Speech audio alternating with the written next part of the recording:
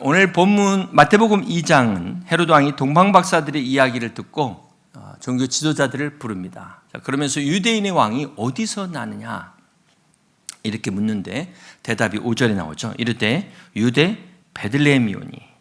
이는 선지자로 이렇게 기록된 바 또 유대 땅 베들레헴아 너는 유대 고을 중에서 가장 작지 아니하도다.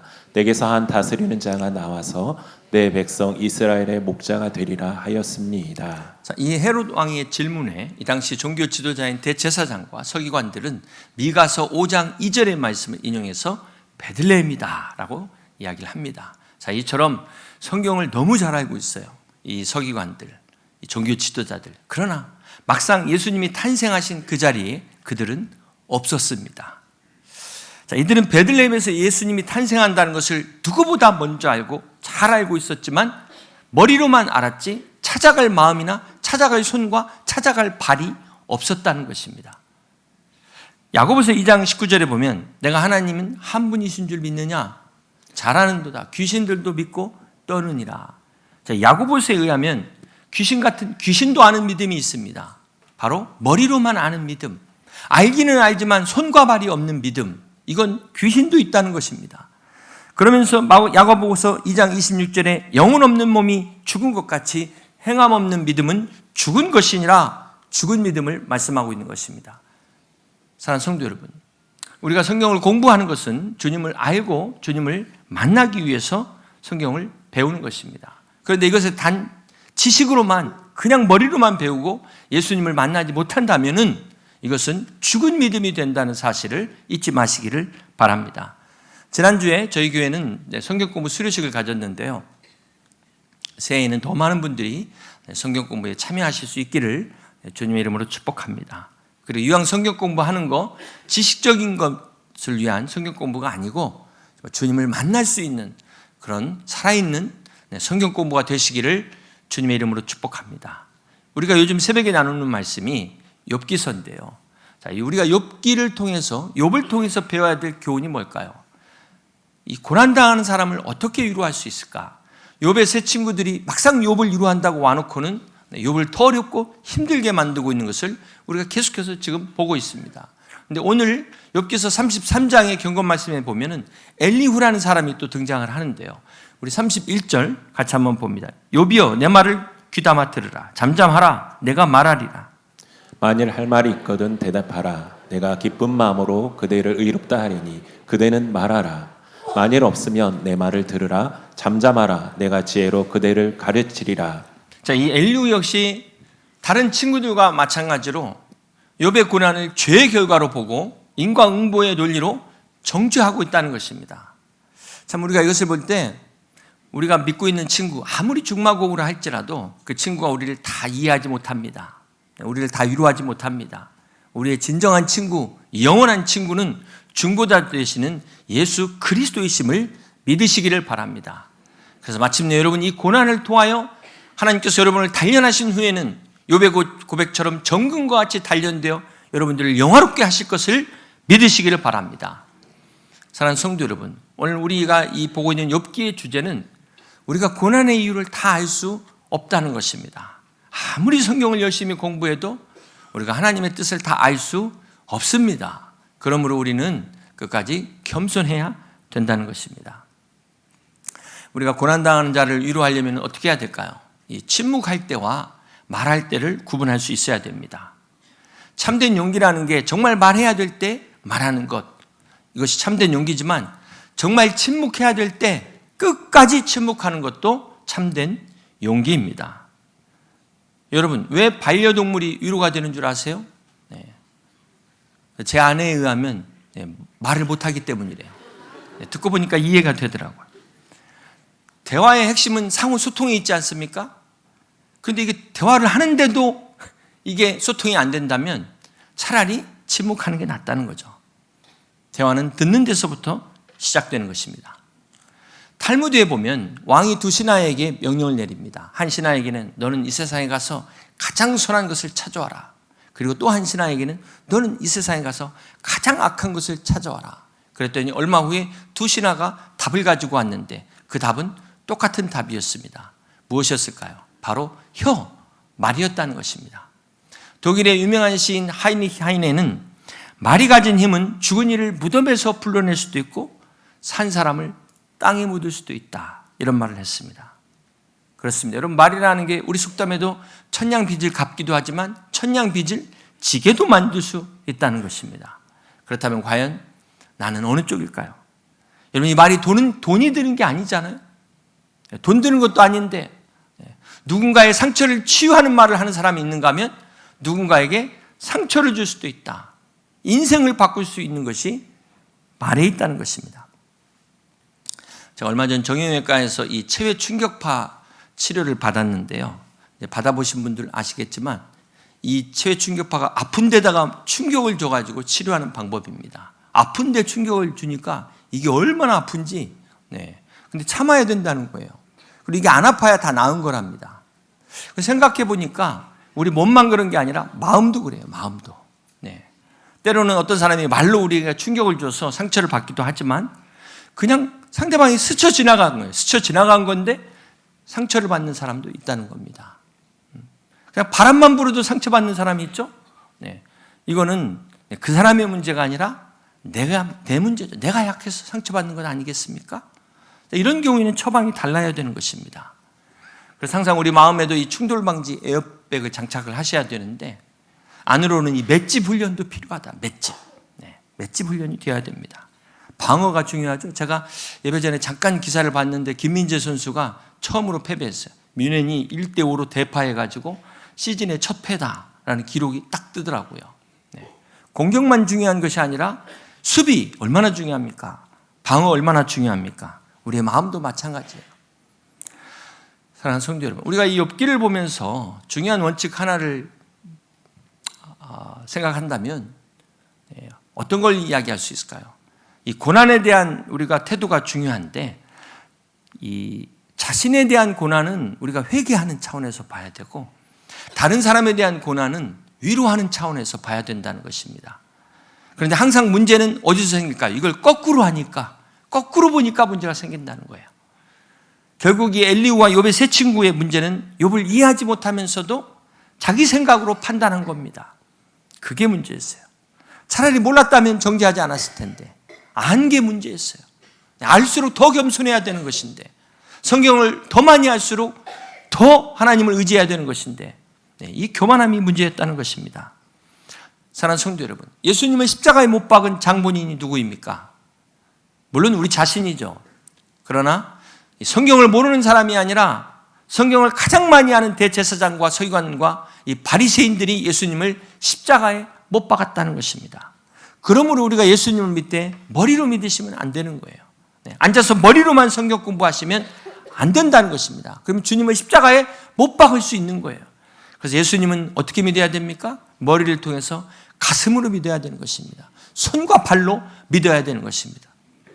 그런 의미에서 우리가 이 시간 우리 자신, 우리 마음을 돌아보기를 원합니다. 오늘 우리의 삶에 헤롯이 있어요. 2000년 전에 유다 땅에 헤롯 왕만 있는 것이 아니라 오늘 우리 안에 이 헤롯이 왕이 되어서 예수님이 앉아야 될 자리를 차지하고 있다는 것입니다. 우리가 예수님을 영접했음에도 불구하고 내가 삶의 주인이 돼서 주인 노릇하고 있다는 것입니다. 엉뚱한 것이 내 삶의 왕 노릇하고 있다는 거예요. 우리 안에 이 죄의 유혹들, 이기적인 욕망들, 이 탐욕들이 우리의 마음의 자리를 차지하고 있지는 않는지 돌아보시기를 바랍니다. 그래서 그 잘못된 것들 자리를 다시 새롭게 정리하셔야 돼요. 오늘 이 헤롯과 종교 지도자들은 자신의 이익을 위해서 자기 자리 지키려다가 첫 번째 성탄의 이 축복을 잃어버렸어요. 놓쳐버렸습니다. 이 영광을 놓친 어리석은 불행의 주인공이 되어버렸다는 것입니다. 그런데 안타깝게도 오늘 지금도 이 성탄의 축복을 잃어버리는 사람들이 있다는 겁니다. 오늘 내가 바로 이러한 종교 지도자가 아닌가, 이런 헤롯처럼 이 성탄의 기쁨을 놓치고 있지는 않는가. 내 안에 이 욕심이 죄가 영적인 눈을 멀게 하고 귀를 멀게 해서 보지도 못하고 듣지도 못하게 하지는 않는가. 우리 자신의 모습을 돌아보시길 바랍니다. 우리 마음의 근심과 걱정이 너무 커서 이 세상 염려짐 때문에 이 기쁨을 잃어버리고 방황하고 있지는 않는지. 누가복음 2장에 보면 마리아가 아기 예수님을 잉태하고 출산이 가까울 때 로마 황제 가이사 아구스토가 호정령을 내리게 됩니다. 이 타이밍이 참 기가 막히죠. 우리 하나님은 역사를 주관하시는 하나님이십니다. 이 당시 호정령은 이제 로마가 군대 병력을 동원하고 세금을 걷기 위해서 14년마다 행하는 그런 황제의 명이었습니다. 그래서 모든 사람들이 자기 호적으로 신고하기 위해서 요즘같이 무슨 인터넷으로 신고하는 게 아니기 때문에 각자 고향으로 가야만 했습니다. 그런데 이때 요셉이 다윗의 족속이기 때문에 이 나사렛에 살고 있었지만 자기의 고향인 베들레헴으로 가기 위해서 120km를 잉태한 마리아, 그것도 만삭이 가까운 아내 마리아를 데리고 가고 있었다는 것입니다. 자, 이런 모든 여정이 하나님의 섭리 가운데 있다. 우리 이것을 통해서 우리 하나님은 역사를 주관하시는 하나님이시라는 것을 우리는 기억해야 될 것입니다. 그리고 미가서 5장 2절에 이 예언의 말씀이 나오죠. 베들레헴 에브라다야, 너는 유다 족속 중에 작을지라도 이스라엘을 다스릴 자가 내게서 내게로 나올 것이라. 그의 근본은 상고에 영원에 있느니라. 이렇게 예수님의 베들레헴 탄생을 미가 선지자의 예언을 통해서 하시고 이걸 성취하기 위해서 지금 요셉과 마리아가 베들레헴으로 가고 있는 것을 한번 생각해 보세요. 여러분, 이 마리아의 출산이, 베들레헴에서의 출산이 이게 인간적으로, 인위적으로 가능하다고 생각하십니까? 지금도 불가능한 건데 2000년 전에 이것은 하나님이 아니고서는 도저히 불가능한 역사다. 하나님의 기적의 역사라는 것입니다.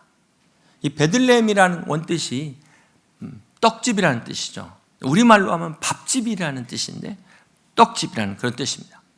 요한복음 6장 35절을 보시면 예수께서 이르시되 나는 생명의 떡이니 내게 오는 자는 결코 줄이지 아니할 터요 나를 믿는 자는 영원히 목마르지 아니하리라. 주님이 친히 자신을 가리켜 생명의 떡이다 말씀하셨어요. 생명의 떡이신 예수님이 베들레헴의 떡집에 탄생하셨다는 것입니다. 자, 이런 모든 것들 하나하나가 다 결코 우연이 없이 하나님의 계획 가운데 한 점도 틀림없이 빈틈없이 퍼즐처럼 맞춰지는 하나님의 섭리와 예정 가운데 진행되고 있다는 것입니다. 자, 그런데 누가복음 2장 7절에 보시면 첫 아들라 강보에 싸서 귀에 넣었으니 이는 영원에 있을 곳이 없음이러라. 여기서 이해가 안 되는 구절이 나오죠. 예수님 탄생에 대해서 수많은 구약의 선지자들이 예언했는데 왜 정작 주님이 탄생하셨을 때 머무실 장소는 없었을까? 왜 이것은 준비하지 않으셨을까요? 여러분, 우리가 자녀들 이렇게 출생을 앞둔 부모들을 다 미리미리 준비하잖아요. 아기 침대 용품 다 사놓고 기다리는데 하나님이 인간을 구원하시기 위하여 이 땅에 오셨다면 이 놀라운 일에 왕궁에 모셔도 부족할 판에 마구간이 웬 말이냐? 구유가 웬 말입니까? 지금 생명의 떡이 어디에 누우신 거예요? 짐승의 밥통에 누웠다는 것입니다. 이런 어처구니 없는 일이 어떻게 일어날 수 있을까요? 그러나 이 또한 하나님의 뜻이었다는 것입니다. 여기에도 세 가지 하나님의 뜻이 있어요. 짧게 살펴보자면 구약의 의미로 볼 때 예수님은 화목제물의 어린 양 제사, 제물로 오셨어요. 그래서 구유에 오셨다는 첫 번째 의미가 있고요. 두 번째는 하나님의 눈으로 볼 때 죄로 인하여 타락한 우리의 모습이 동물 수준의, 동물보다 못한 수준으로 떨어졌다는 것입니다. 우리 인간의 참상을 보여주고 있어요. 현 모습을 보여주고 있습니다. 그러면 우리는 이 성탄절 크리스마스 때 구유에 누우신 아기 예수님을 볼 때마다 무엇을 봐야 돼요? 우리 인간의 죄로 인한 비참함을 보셔야 돼요. 내 모습을 깨달아야 돼요. 죄인된 모습을 깨달아야 돼요. 이것이 크리스마스의 진정한 의미인 것입니다. 그리고 마지막 세 번째, 하나님이 보실 때 이 세상 어디에도 솔로몬의 왕궁이라 할지라도 주님이 거하실 곳이 없다는 거예요. 그래서 우리를 주님을 어디에 모셔야 됩니까? 우리의 마음에 모셔야 되는 겁니다. 우리의 심령에. 우리의 마음을 활짝 열고 주님이 우리의 마음 가운데 오시도록 우리의 마음을 깨끗하게 회개해서 우리의 마음이 주님이 오시는 보금자리가 될 수 있도록 준비할 수 있는 여러분 되시기를 주님의 이름으로 축복합니다. 이 여관집 주인을 한번 보세요.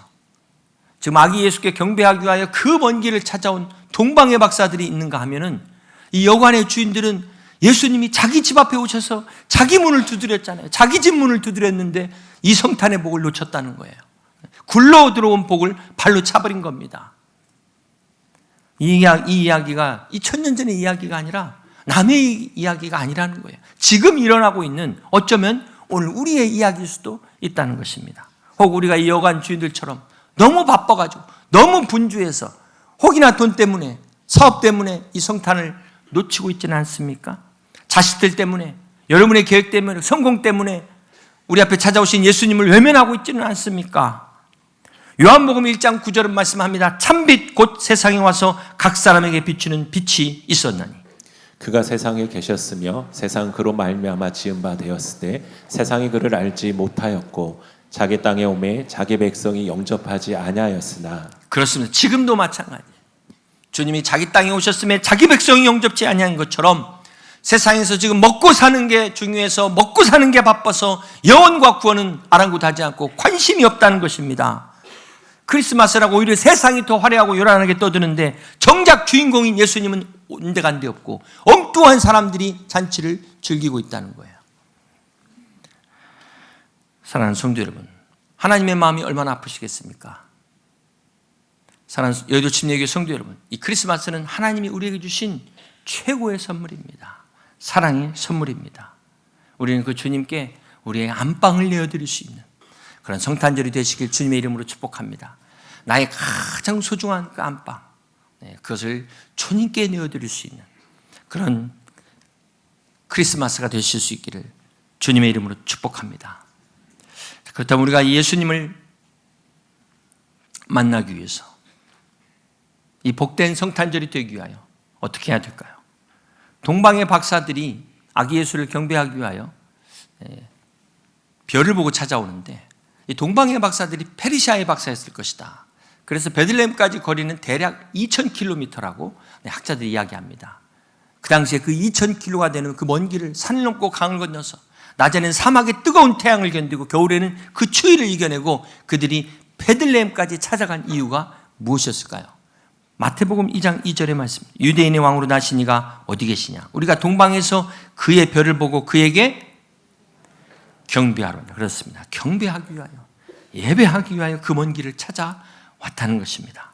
11절에 보실까요? 집에 들어가 아기와 그의 어머니 마리아가 함께 있는 것을 보고 엎드려 아기께 경배하고 보배압을 열어 황금과 유향과 모략을 예물로 드리니라. 엎드려 아기께 경배하고 그러면서 보배합을 열어 황금과 유향과 모략 이 세 가지 예물을 경배의 표현으로 드린 것입니다. 사랑하는 성도 여러분, 우리가 드리는 이 예배에서의 이 모든 것, 예배의 순서, 또 이 안에서 여러분의 봉사, 또 여러분 마음의 헌신, 이 헌금, 이 모든 것이 경배의 표현이고 이것이 예배임을 잊지 마시기를 바랍니다. 동방마사들이 일처럼 귀한 예배를 드렸어요. 그런데 이들의 문제가 무엇이었습니까? 안타까운 것은 무슨 연유인지 중간에 별을 잃어버려가지고 그만 헤롯 왕에게 찾아가서 묻습니다. 그래서 어떤 결과를 가져와요? 그 바람에 무고한 어린아이 생명들이 죽는 희생, 이 죽임을 당하게 된다는 거예요. 만약 동방의 박사들이 이 별을 잃어버리지 않고 베들레헴을 잘 찾아갔다면 어땠을까요? 이 무고한 희생은 일어나지 않았을 것입니다. 이것이 우리에게 주는 교훈이 무엇입니까? 우리가 예수님을 믿으면서도 얼마든지 이 별을 잃어버릴 수 있다 없다? 그렇습니다. 있습니다. 예수님을 처음 믿을 때 동방의 박사들 얼마나 기뻐했을까요?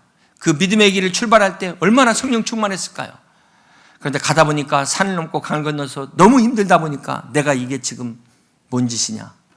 이게 맞는 걸까? 이런 의심도 들었지 않겠습니까? 그러다 보니까 중간에 별을 잃어버렸어요. 그러면 물어보려면 어디 가서 물어봐야 돼요? 대적에게 가서 물어봐가지고 온 예루살렘을 소동케 만들었다는 거예요. 사랑하는 성도 여러분, 우리가 성령의 충만함을 받아야 됩니다. 그렇지 않으면 우리가 사귀어야 될 사람과 우리가 물어봐야 될 사람도 구분 못 해가지고 이 모든 문제를 더 어렵게 만드는 수가 있어요. 해결하는 게 아니라 더 복잡하게 만들 수 있다는 거예요. 그렇습니다. 우리가 신앙생활 하다가 중간에 얼마든지 길을 잃어버릴 수 있어요. 기쁨을 잃어버릴 수 있어요. 여러분, 첫사랑을 까먹지는 않았습니까? 중간에 지금 별을 잃어버린 것은 아닙니까? 엉뚱한 대로 방황하고 있지는 않습니까? 분주하다 보니까, 다른 데 마음을 뺏기다 보니까 별을 놓치고 대적에게 가서 손잡다 보니까 어떻게 됩니까? 우리 가정이 소동케 되고 교회가 소동케 되고 사회가 시끄럽게 된다는 것입니다. 이것이 오늘 우리 그리스도인들의 책임이라는 것 잊지 마시기를 바랍니다. 여기서 우리가 한 가지 생각해야 될 게 있어요.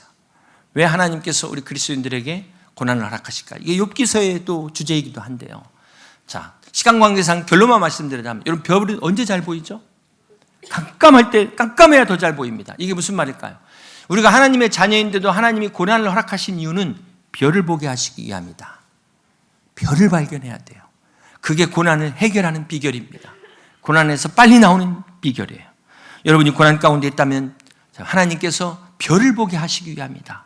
중요한 것은 오늘 우리의 이 길은 막장이 아니라 통로라는 것, 터널이라는 것 잊지 마시길 바랍니다.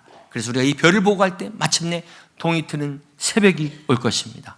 오늘 마태복음 2장 10절에 그들이 별을 보고 매우 크게 기뻐하고 기뻐하더라. 동방박사들이 잃어버린 별을 찾고 기쁨을 회복했던 것처럼 오늘 우리가 우리의 잃어버린 별을 찾고 기쁨을 회복하는 여러분 다 되시기를 주님의 이름으로 간절히 축원합니다.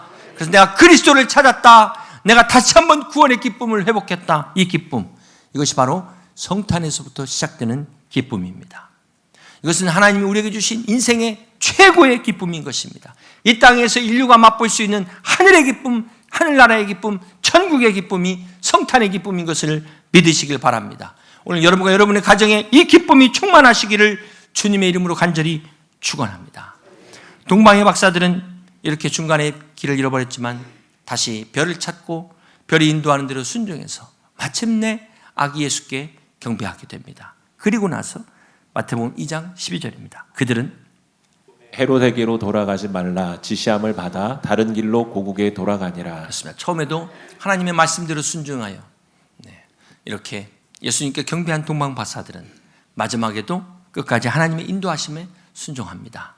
자, 여기서 우리가 깨달아야 될 교훈이 무엇입니까? 참된 예배는 순종으로 시작해서 순종으로 완성됩니다.